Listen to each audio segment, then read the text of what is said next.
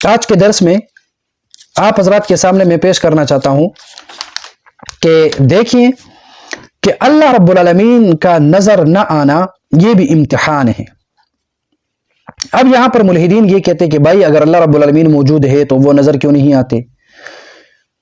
تو دراصل اگر غور اور فکر کیا جائے تو دور حاضر میں اکثر ملحدین یہ سوال کرتے ہیں کہ اگر اللہ تعالیٰ موجود ہے تو وہ نظر کیوں نہیں آتا؟ در حقیقت دیکھا جائے تو اللہ تعالیٰ کا نظر نہ آنا بندوں کے لیے امتحان ہے کہ کون اللہ تعالیٰ کے ذات کا قائل ہے اور کون اس کا منکر ہے، کیونکہ یہ دنیا دار الامتحان ہے، یعنی امتحان کی جگہ۔ اگر انسان غور و فکر سے سوچے تو آسانی سے سمجھ سکتا ہے کہ انسان کی تخلیق اس دنیا میں صرف امتحان کے لیے کی گئی ہے۔ اسی دنیا میں ہر انسان کا امتحان لیا جاتا ہے اور آخرت میں اس امتحان کا نتیجہ انسان کے سامنے پیش کیا جاتا ہے کہ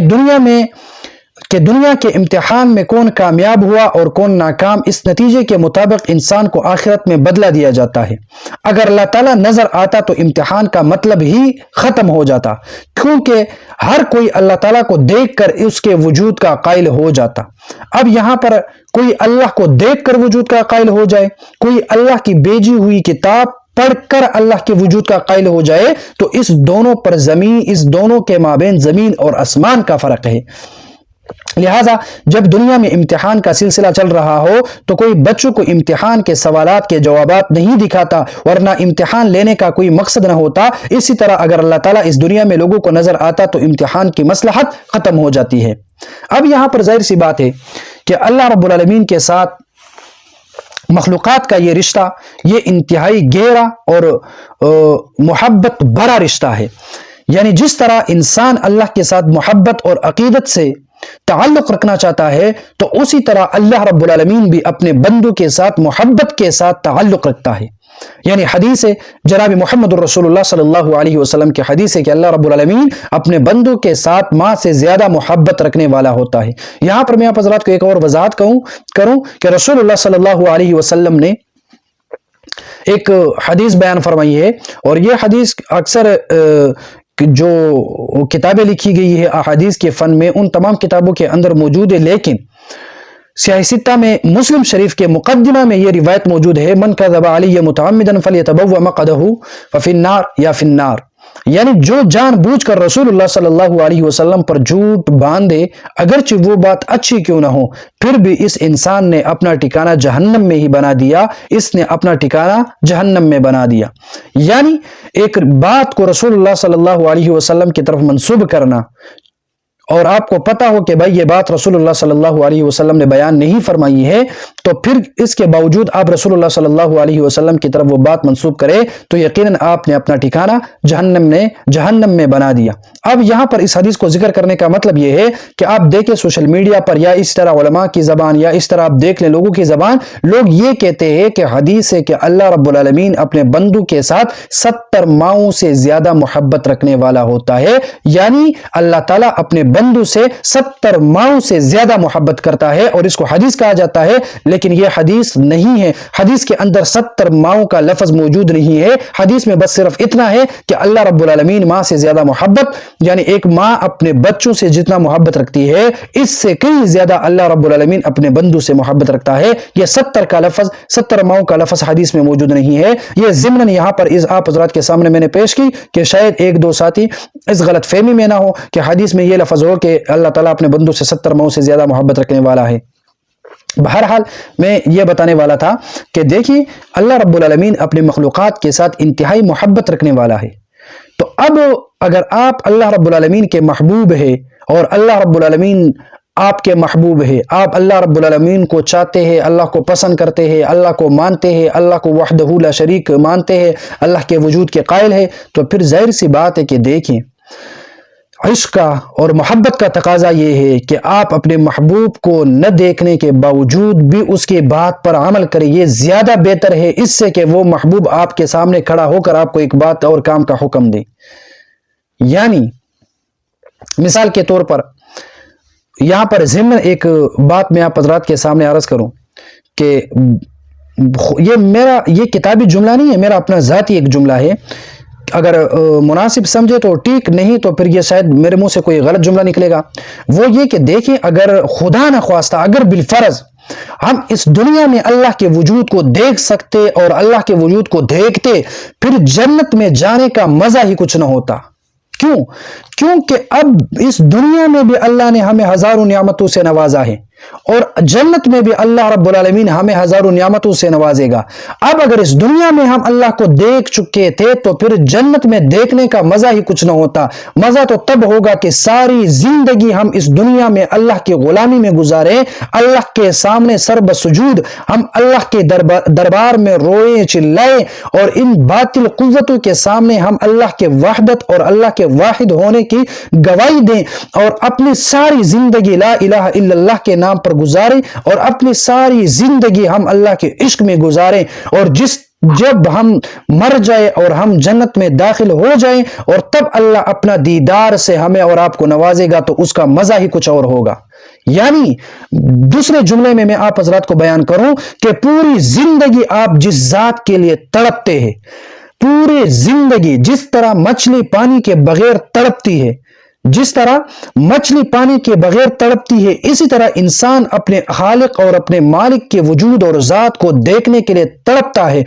دل وہ اللہ کے محبت سے بھرا ہوا ہوتا ہے۔ اگر دنیا میں آپ اللہ کو بار بار دیکھتے تو اتنا مزہ نہ ہوتا جتنا مزہ آپ مرنے کے بعد جنت میں اللہ رب العالمین کو دیکھنے سے جو مزہ آئے گا، وہ کیا عجیب مزہ ہوگا کہ اس دنیا میں، پوری دنیا میں تمام لوگ اس اللہ کے سامنے سر بسجود اللہ کے دربار میں وہ اللہ کے دیدار کو تڑپتے ہیں۔ مرنے کے بعد جب وہ اللہ کا دیدار کریں گے تو اس کا مزہ اور لذت اور وہ سرور اور سکون اور لذت وہ بہت عجیب ہوگی۔ یہ بات ہو گئی، یعنی اللہ رب العالمین کے وجود کا دیدار ہم آخرت میں کر سکتے ہیں، دنیا میں اللہ رب العالمین کا نظر نہ آنا یہ امتحان ہے۔ مثال کے طور پر اب آپ کا کوئی محبوب بندہ ہے، وہ ایک پرچی لکھ کر کسی کو دے کہ بھائی آپ اس پرچی کو مثال کے طور پر اکرام اللہ صاحب کو دکھائیں، وہ آپ کو آپ کی فلاں ضرورت پورا کرے گا۔ تو ظاہر سی بات ہے کہ اگر آپ کی محبوب کی پرچی کو آپ دیکھیں تو آپ ان لوگوں کی مدد کرنے سے اتنے خوش نہیں ہوں گے جتنے اپنے محبوب کا اپنے آپ پر اعتماد دیکھ کر خوش ہوں گے۔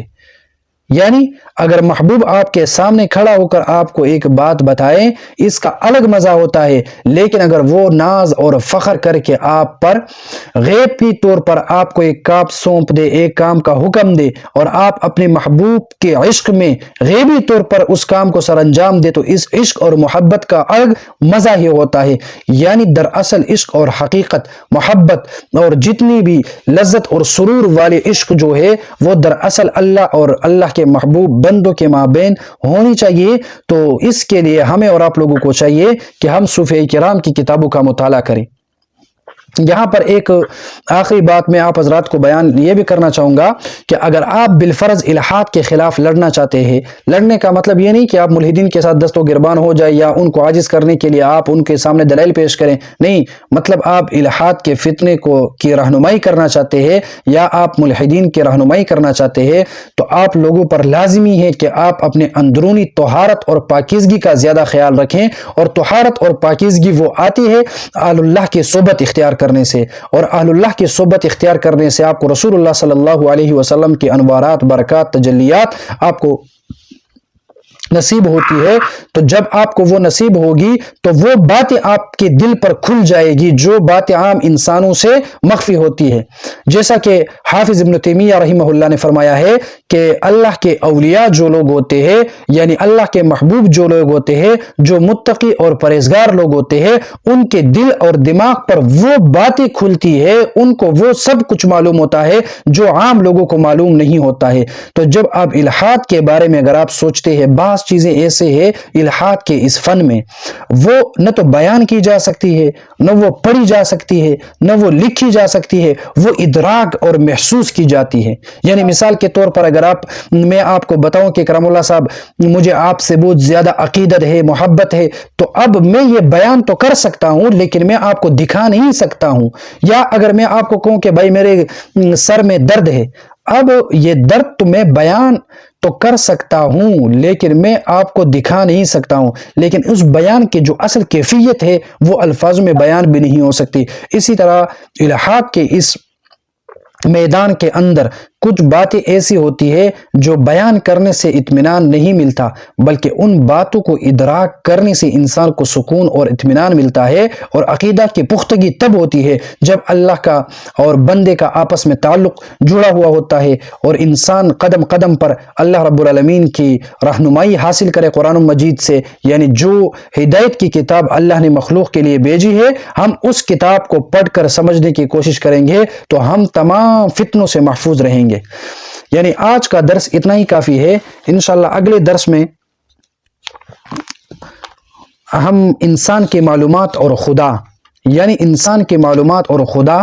اور وجودی باری تعالیٰ اور فطرت کی گواہی، آغازی کائنات خالق کی دلیل اور کائنات کا منظم نظام اللہ کے وجود کی روشن دلیل ہے۔ نظامی کائنات وجودی باری تعالیٰ پر دلیل، آپ کا وجود باری تعالیٰ پر دلیل، سادہ دیہاتی کا اقرار۔ آئندہ درس یہی ہوگا۔ اب میں کوشش کروں گا کہ اس کے بعد والا جو درس ہے اس کا مقصد یہ ہے کہ انسان کی معلومات اور خدا، تو اگلے درس میں ہم دلائل عقلی کے ذریعے سے ہم اللہ رب العالمین کے وجود کو ثابت کریں گے۔ یعنی اب تک جتنے باتیں تھیں وہ تو ابتدائی تمہیدی باتیں یا کچھ عام سی باتیں تھیں جو شاید آپ حضرات کو پہلے سے بھی معلوم تھی، لیکن آئندہ جو درس ہے وہ انتہائی اہم ہوگا۔ کل والا جو درس ہے جس میں ہم اللہ رب العالمین کے وجود پر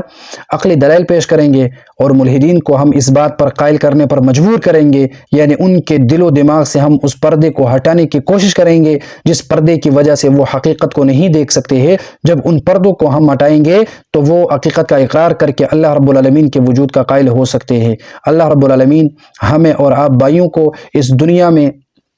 ملحدین کی ہدایت کا ذریعہ اور سبب بنائیں۔ اللہ رب العالمین مرتے دم تک مجھے اور آپ لوگوں کو دینی اسلام پڑھنے، سیکھنے، سمجھنے کی توفیق عطا فرمائیں۔ اللہم صلی علی روح محمد فی الارواح، اللہم صلی علی جسد محمد فی الاجساد، اللہم صلی علی قبر محمد فی القبور۔